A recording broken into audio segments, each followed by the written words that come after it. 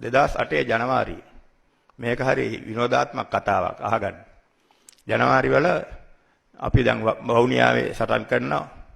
අවුරුද්දකටත් වැඩිය සටන් කරලා අවුරුද්දක් විතර අපි මීටර් 400 ඉස්සරහට ගියේ. හැබැයි මැරුවා ගොඩක්. මන්නාරමෙත් එහෙමයි. වැලියොත් එහෙමයි. වැලියො 2008 ජනවාරි තමයි සටන් පටන් ගත්තේ. එතකොට 2008 ජනවාරි වල ආරක්ෂක කවුන්සිලේදී වසන්ත Karannagoda admiral without a fleet. ලංකාවට ෆ්ලීට් නෑ. ඒ වුණාට ඇඩ්මිරල් of the fleet කෙනෙක් ඉන්නවා. ෆ්ලීට් එක කියන්නේ නැව් 150ක්. ගුවන් යානා ගෙනියන නැවක්. සබ්මරීන් 9ක්. අපිට බෝට්ටු දෙකක් තියෙන ඇඩ්මිරල් කෙනෙක් ඉන්නවා. එතකොට අපිට තියුනේ ඔෆ්ෂෝර් පෙට්‍රෝල් රාව් වෙරළෙන් ඔබ්බට පෙට්‍රෝල් කරන මුර යාත්‍රා දෙකක් පමණයි. යුද්ධ කරන කාලේ. නමුත් ඇඩ්මිරල් කෙනෙක් ඉන්නවා. එයා ගෙනෙල්ලා මේ වගේ සිටියම දැම්ම ආරක්ෂක කවුන්සිලේ දාලා ඉරක් ගැහුවා වවුනියාවේ ඉඳලා කෙලින්ම මුලතිව් වලට. එයා මට කිව්වා ආරක්ෂක ඇමති බලාගෙන ඉන්නවා ආරක්ෂක ලේකම්තුමාත් ඉන්නවා ජනාධිපති ලේකමුත් ඉන්නවා. මේක දාපු ගමන් මම දැක්කා ආරක්ෂක ඇමති ජනාධිපතිගේ ආරක්ෂක ලේකම්ගේ ජනාධිපති ලේකම්ගේ මූඩු නිකන් දිලිසෙන්න ගත්තා. මම දැනගත්තා ඉතින් අපටත් ඉව තියෙනවනේ මේ ඔක්කොම එකතු වෙලා කරපු වැඩක් තමයි කියලා. ඒක දාලි ඉවරලා ඒ ඉරක් ගහලා මගෙන් අහුවා ඇයි මේ හමුදාව හැමතැනම යන්නේ? මේ අරහෙන් යනවා මෙහෙන් යනවා තුවාලත් වැඩි කැෂුවල්ටිත් වැඩි. මොකද අපේ හැමදාම 10ක් විතර මැරෙනවා. ත්‍රස්තවාදී හැමදාම 35ක් විතර මැරෙනවා. ඒක තමයි අපට ඕන කරලා තිබුණේ. අපේ මරණ ප්‍රමාණය අනුව අන්තිමට අපේ 5000ක් මැරෙනකොට ත්‍රස්තවාදී 23000ක් මැරලා 12000ක් යටත් වුණා. ඒක තමයි අපට ඕන කරලා තිබුණේ. ඇයි මෙහෙම යන්නේ නැත්තේ කියලා ඇහුවා. මං කිව්වා ඉතින් මට නැවක් දුන්නොත් නම් ඔහම යන්න පුළුවන්. ඔතන වතුර පාරක්වත් තිබ්බනම් කියලා. මොකද නැව් යන්නේ ඉරි ගහලානේ මූදේ. මං කිව්වා එහෙනම් ඔයා යුද හමුදා බාර ගන්න. මට නැව් ටික බාර දෙන්න කියලා. එතකොට ආරක්ෂක ඇමතිගේ ආරක්ෂක ලේකම්ගේ ඔක්කොගේ මූණු රතු වුණා. මම දැක්කා නිකන් කනේ පාර ඔක්කොටම වැදුනා කියලා. ඊට පස්සේ මම ඇහුවා කවදාද ඉවර වෙන්නේ? මම කිව්වා 2008 මැද්ද වෙනකොට අපි යනවා A9 එකේ නැගෙනහිර පැත්තේ අපි යනවා නිතිකාය කුලම්, තන්නිමුරුප්පි කුලම් 14 බේස් ඒ ලයින් එකට යනවා. A9 එකේ බටහිර පැත්තේ අපි යනවා මල්ලාවි තුනුකායි ඒ ලයින් එකට කියලා. 2008 දෙසැම්බර් වෙනකොට කිල්නොච්චි මුලතිව් වල්ලනවා කිව්වා. එතකොට එතනින් පස්සේ මම ඒගොල්ලන්ට ඒවා කතා කරේ නෑ. මගේ යුද්ධ සැලසුම් ඔළුවේ විතරයි තිබුණේ. මම ජීවිතේට එක ලියුමක් ගැහුවේ නෑ යුද්ධ ඉවර වෙනකම්. මේ නිලධාරියෙන් දන්නවා. මම සුමානක සැලැස්ම විතරයි කියන්නේ. ආරක්ෂක කවුන්සිලේදීවත් මම ඒ සුමානෙන් එහාට සැලැස්ම කිව්වේ නෑ. කිව්වනම් මම දන්නවා මහින්ද රාජපක්ෂයි ගෝඨාභය රාජපක්ෂයි යෝක පත්තරය දාලා LTT ප්‍රභාකරන්ටත් යනවා කියලා. ඒකන්න මම සුමානක ඒවා කියනවා. වවුනියාට ගිහිල්ලා කතා කරනවා. එතකොට ඒ අනුව මම කිව්වා මේ සැලැස්ම අනුව යනවා එච්චරයි. අපි හරියට 2008 දෙසැම්බර් 30කට දවස් 2යි පවුනේ කිල්නොච්චියල්ලා. මාස 4ක් වතුරේ සටන් කරා යට වෙලා. අපේ සෙබළු හෙල්මට් එකයි, පූචස් ටිකයි, ටී-ෂර්ට් එකයි, කොට කලිසමයි. දවසේ පැය 24ම සටන් කරා. අවුරුද්දේ දවස් 365ම සටන් කරා. අර මූදේ සටන් වගේ මාස 3කට එකක් නෙවෙයි. දිනපතාම හැම පැයකම මගේ මිනිස්සු මරුණා. ඒකන්ද අපට විශාල කැපකිරීමක් කරන්න වුණා. එතකොට ඒ විදිහට තමයි අපි සටන ගැන සැලැස්මක් තිබ්බේ.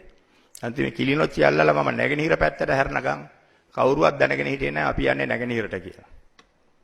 එතකොට මේ ජෙනරල්ලවත් දැනගෙන හිටියේ නැහැ. මේ ජෙනරල්ලා කවුරුත්වත් දැනගෙන හිටියෙත් නැහැ.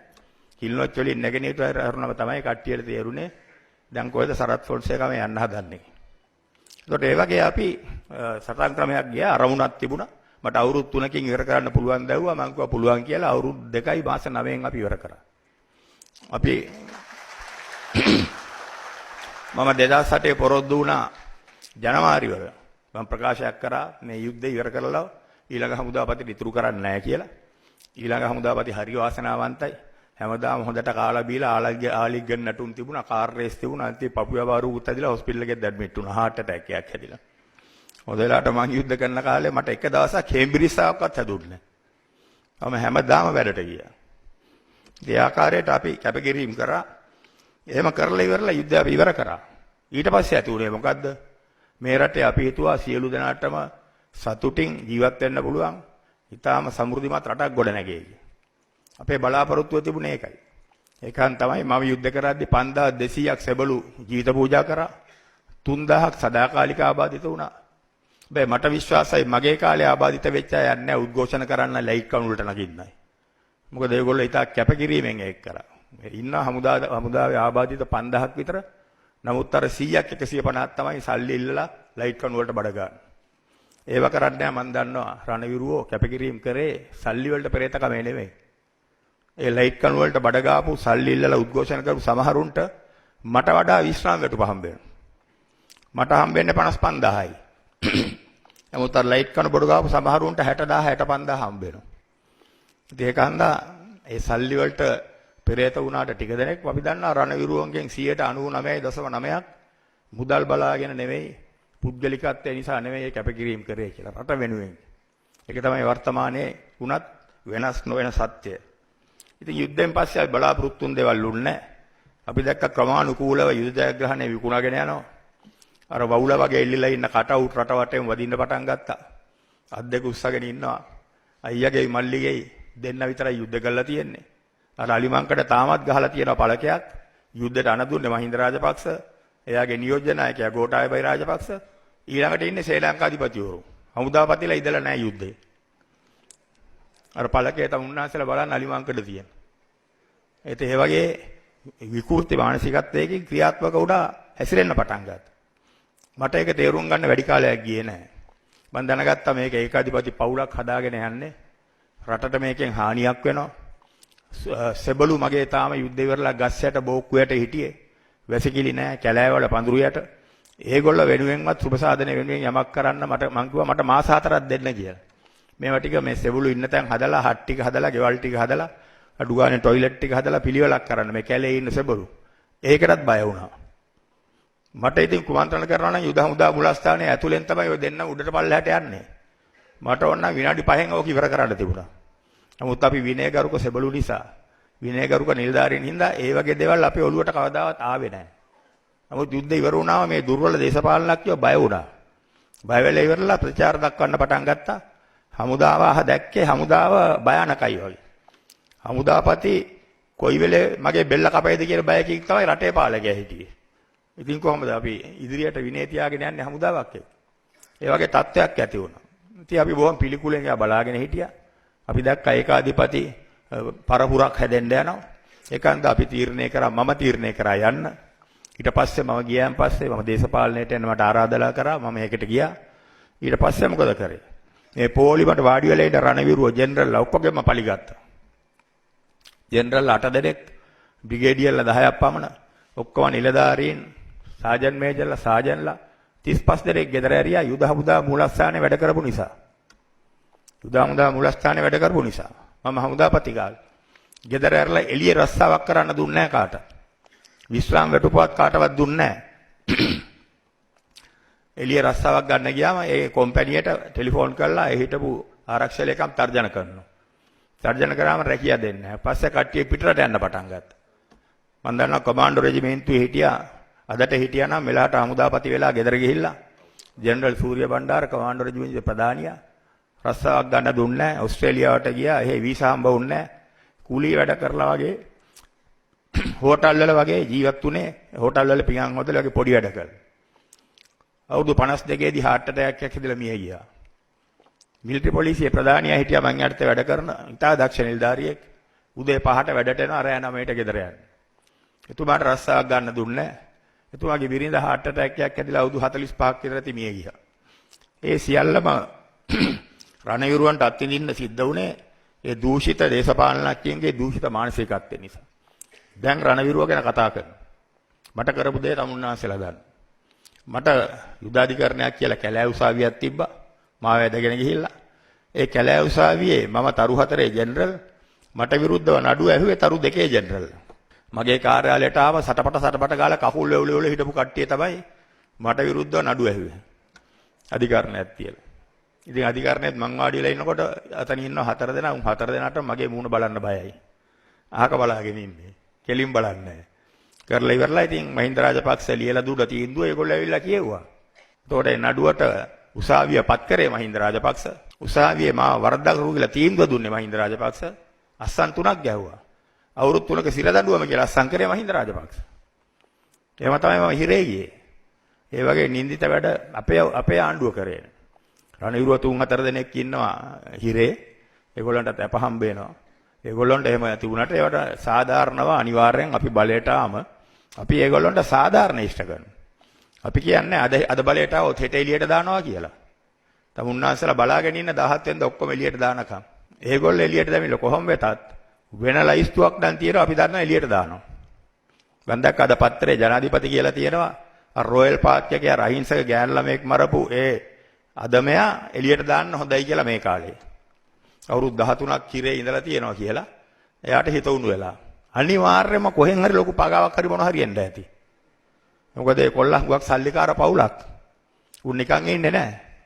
ඒ தත්වයට වැටලා තියෙනවා. කොහොම රණවිරු එළියට යෑමට ඉස්සෙල්ලා ඔය වගේ මිනිස්සු නම් එළියට යයි. මේ මානසිකත්වය අපි ආවම ඒවා සිද්ධ වෙන්නේ අනිවාර්යෙන්. හැබැයි රණවිරුවන්ට අනිවාර්යෙන් සාධාරණ ඉෂ්ට කරනවා. කිසිම අහිංසකයෙකුට කවදාවත් කරදරයක් වෙන්න අපිට. ඒ වගේ යුද හමුදාවේ සන්නහසන්නත් අනිකුත් රට. ඒ වගේ හුඟක් හානි වුණා. වාහන ඉගයක් තියෙනවා. ඒවා හමුදාවට ලබා දුන්නේ නැහැ. ඒවා ලබා නොදුන්නට යුද්ධ කාලේ අපි කිව්වා හෙලිකොප්ටර් 4ක් විතර තව ගන්න ඕනේ කියලා. අපේ මේ තුවාල කරුව එහෙම අදිනකොට සමහරවිට ප්‍රමාදයි. ඒකින්ද. ඒකට මුදල් දුන්නේ නැහැ.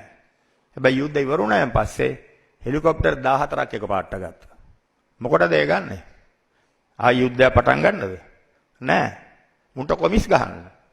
එයින් හෙලිකොප්ටර් අරගෙන තමයි ඒවා VIP travelling අරවා මේවා කියලා ලස්සන කරලා එයා කන්ඩිෂන් හයි කරලා අපි ඒ කාලේ යනකොට යන්නේ දොරවල් දෙක අරගෙන දුම් ගහගා ඩීසල් දුම ගහගා යනවා. අපිට එයා කන්ඩිෂන් තිබුණේ නැහැ හමුදාපතිලට වුණත්. ඒවා තිබුණට කමක් නැහැ. නමුත් මහින්ද රාජපක්ෂලා ඒවා ගත්තේ යුද්ධ කාලේ දෙන්න බෑ කියපුවා. යුද්ධ ඉවරලා මාස 6ක් යනකොට ගත්ත හෙලිකොප්ටර් 14ක්. අර මිග් ගනුදෙනු වගේ තමයි. අපි මෙහෙ මරාගෙන මැරෙනවා, බෝම්බ කනවා, අපි දුක් විඳිනවා, ලේ වගුරනවා. ගෝඨාභය රාජපක්ෂ මිග් යාන 4ක් ගත්තා. ඒකේ සත්‍යයේ ඩොලර් මිලියන 7යි. ඩොලර් මිලියන 7යි රුපියල් කෝටි කීයද බලන්න නම් 18න් වැඩි කරන්න ඕනේ. ඩොලර් මිලියන 7යි. අන්තිමට ගෙව්වේ කොහමද? හොර කොම්පැනියක් කරා. එයාගේ ඥාති සහෝදරයෙක් හිටියා රුසියාවේ තානාපති. එයාත් අල්ලගෙන ගෙව්වා ඩොලර් මිලියන 14ක්. ඩොලර් මිලියන 7ක් හොරගම් කරා.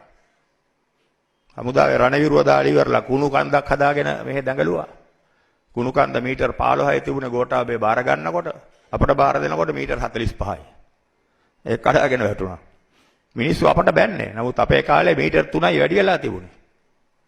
මට ලැබුණ තොරතුරු අනුව මම දන්නේ ඇමතුමාලට මේව ආරංචි වුණාද කියලා. මම එක්ක සාකච්ඡා කරා නිලධාරියෙක්. ඒ නිලධාරියා ඔබතුමාගේ අමාත්‍යාංශ දැන් ඉන්නවා. ඒ නිලධාරියා මාත් එක්ක කලින් වැඩ කරා යම් කිසි ප්‍රදේශයක. එතුමා කියනවා ගෝඨාභය රාජපක්ෂ රණවිරුව 7000ක් දාන ගමන් අබාන් සභාවකෙන් කුලීකරුව අරන් තිබුණලු 3000ක් 35000 ගානේ මාසෙට පඩි ගෙව්වලු. නමුත් ඇත්තටම ඉඳලා තියෙන්නේ ඒ කම්කරුව 1500යි. එතකොට මාසෙකට 35000 1500ක් සාක්කුවේ. තමුන්නාසලට හිතන්නවත් පුළුවන්ද? ආත්ම 10කටවත්. එක මාසෙකට 35000 1500ක්. ඊට අමතරව කුණු කන්දේ එයා පෙන්නපු ප්‍රමාණය එයා පෙන්වලු ටොන් 1500ක් තිබ්බලු ඒ වෙලාවේ. එයා 3000ක් පෙන්වලු කුණු කලමනාකරණයට කියලා ටොන් එකට රුපියල් 3000 ගානේ දවසකට ගෙවනවලු. එතකොට දවසකට 1500කට වැඩිපුර රුපියල් 3000 ගානේ ගෙවලා තියෙනවා එක දවසට. 1500 3000ක් එතනින් එක දවසක. ඔන්න ගෝඨාභය කුණු කලමනාකරණය. හැබැයි මේ කොළඹ ඉන්න සමහර ටයිකෝට් ගහපු අපේ මහත්වරුන්ට කොහේ හරි කුණු ටිකක් තියෙනවා දැක්කනම් ගෝඨාභය සරණං ගච්ඡාමි කියනවා. කුණු සුද්ධ කරන්න බෑ ගෝඨාභය නැත්නම්. අපේ රණවිරුව දැම්මොත් ඕනම දෙයක් අනිවාර්යෙන් පිළිවෙලට සිද්ධ වෙනවා. ඒක අමාරු නෑ. නමුත් අපේ රජයක් යටතේ අපි රණවිරුව කවදාවත් පාවිච්චි කරන්නේ නෑ. කුණු අදින්න, කාණු කපන්න, පිටලි ගහන්න. ඒව නැත්නම් උන්ගේ දරුවන්ට කාර් රේස් යනකොට වැලි කොට්ට ගහන්න. ඒවට අපි පාවිච්චි කරන්නේ නෑ. අපි රණවිරුවගේ ගැඹීර භාවය, රණවිරුවගේ වටිනාකම, රණවිරුවගේ පිළිගැනීම අපි ඒ ආකාරයට දෙනවා. ඒව කරලා තමයි මේ රට හදන්න පුළුවන්. ඒ වගේම අපි රණවිරුව පාවිච්චි කරන්නේ නැහැ වැරදි වැඩවලට. ගෝඨාභය රණවිරුව දාලා රතුපස්සල ජනතාවට වෙඩි තියුවා. වතුර ඉල්ලපු අහිංසක ජනතාවට පාසල් ළමුන් මිය ගියා. හිටව බ්‍රිගේඩියර්ලා, කර්නල්ලා දැන් හිරේ. ගෝඨාභය එළියේ ඉන්නවා හොඳට. ගෝඨාභය ජනාධිපති අපේක්ෂකයා. වෙඩි දීපු උන් හිරේ. ඊළඟට හිරගෙදර. ගෝඨාභයගේ මං හිතන්නේ ඊයේ පෙරේදා ඒ වගේ තවත් තොරතුරු එළියට අවිල්ලා තියෙනවා. ඒ සිරගෙදර හිටපු SSP එයා ප්‍රකාශයක් දීලා තියෙනවා උසාවියේදී නඩුවේදී ගෝඨාභයගේ ලයිස්තුව මේ ගෝඨාභයගේ ලයිස්තුව මුන් ටික ඔක්කොම මරන්න ඕනේ කියලා කියව තමයි වෙඩි තියලා තියෙන්නේ. හිරගෙදර SSP නඩුවේදී සාක්ෂියක් දීලා තියෙනවා. එතකොට 35 දෙනෙක් ඝාතනය කරා අමුවේ. ඒතර ගෝඨාභය එළියේ ඉන්නවා. ඒ ඝාතනය කරපු එකට බන්ධනාගාර නිලධාරීන් පොලිස් නිලධාරීන් හිරේ යනවා. එතනටත් හමුදාව ඇරියේ හමුදා නිලධාරීන්ටත් අන්තිමට ඒවට මුණ දෙන්න වෙයි. එතනින් එහාට ගියාම කටුනායක රොසෙන් චානකට වෙඩි තිබ්වා STF එක හිරේ ගියා පොලිස්පති ගෙදර ගියා. ගෙදර ගියේ නැහැ. එයා තානාපති කෙනෙක් වුණා. ඒ පුරුද්දක් තියෙනවා. ඒ හිටව පොලිස්පතින් නම් මං හිතන්නේ ඕන ලැජ්ජ නැති වැඩක් කරන්න පුළුවන්. අපි දන්නවා ඒ කාලේ ආ දේශපාලනය කරේ පොලිසියට නායකත්වය දෙනවට වඩා. ඊට පස්සේ කටුනා රොසෙන් චාන ඇන්ටනිට හලාවත භූමිතල් සාහනදාරේ ඉල්ලුවම් වෙඩි තිබ්වා. STF බටේ හිරේ ගියා. ගෝඨාභය නියෝග දෙනවා එයා මෙහෙ ඉන්නවා. අදටත් ජනාධිපති අපේක්ෂක. එතකොට මේ වගේ අපරාධකාරයෙක් එයා පොඩි කාලේ කරපුවා මාත් එක්ක ඉන්නකොට සිංහ රෙජිමෙන්තුවේ කරපුවා මම මෙතන කියන්නේ නැහැ. ඒවා කරන්න ගියොත් තමුන්නාන්සලා හිතයි මේ වගේ උන් ආමියකේ ඉන්නේ කියලා. මුළු ආමියකටම ලැජ්ජාවක් වෙනවා. ඒකන්ද මම ඒවා කියන්නේ නැහැ. කොහොමද අර සෙබළු ඝාතනය වෙච්ච හැටි මේ සිංහ රෙජිමෙන්තු නිලධාරීන් දන්නෝ. සෙබළුන් කොහොමද අන්තිමේ එතුමාට ගහපු හැටි. ඒ ඔක්කොම වාර්තාගත වෙලා තියෙනවා. ඒවා හමුදායේ වාර්තා තියෙනවා. ඒකට ඒ වගේ තත්වයකට අපි හමුදාව නැවතත් ඇදලා දාන්නේ රණවිරු වල වැරදි වැඩ කරවන්නේ රණවිරු ආරක්ෂා කරනවා අපි රටේ ගෞරවනීය හමුදාවක් හදනවා බුද්ධ්‍යංශ අපි ශක්තිමත් කරනවා බුද්ධ්‍යංශ ශක්තිමත් කරලා අනිවාර්යයෙන්ම මේ රටේ ජනතාවට නිදහසේ උස්ම ගන්න පුළුවන් රටක් අපි හදනවා ඒක අනිවාර්යයි බයෙන් ජීවත් වෙන්න නෙමෙයි ත්‍රස්තවාදය ගැන හිත ජීවත් වෙන්න නෙමෙයි තමුන්නාන්සලා අනාගත පරම්පරාවට ශක්තිමත් රටක නිදහසේ ජීවත් වෙන්න පුළුවන් කිසිම අනතුරක් නැතුව ත්‍රස්තවාදී උවදුරක් නැතුව ත්‍රස්තවාදයට යොමු වෙච්ච තරුණයෝ ඒ නොමග ගියපු අය අපි අනිවාර්යයෙන්ම පුනරුත්ථාපනය කරලා ඒ සමාජයටත් ප්‍රශ්නයක් නොවෙන්න අපි මේ ප්‍රශ්නේ විසඳනවා. අපි මේ රටේ හමුදා ශක්තිමත් කළා සියලුම ජාතීන්ට එකට ජීවත් වෙන්න පුළුවන් සමගියෙන් ජීවත් වෙන්න පුළුවන් රටක් හදන්න. සියලුම ජාතීන්ට සාධාරණ ඉස්ත වෙන රටක් හදන්න. අපි ඒව ශක්තිමත් කළා ජාතික ආරක්ෂාව ශක්තිමත් කරලා බුද්ධ්‍යංශ ශක්තිමත් කළා සියලුම ජාතීන්ට ජාති ભેදයකින් තොරව එකාමෙන් ජීවත් වෙන්න පුළුවන් ඒකීය රටක් අපි හදනවා. බොහොම ස්තුතියි.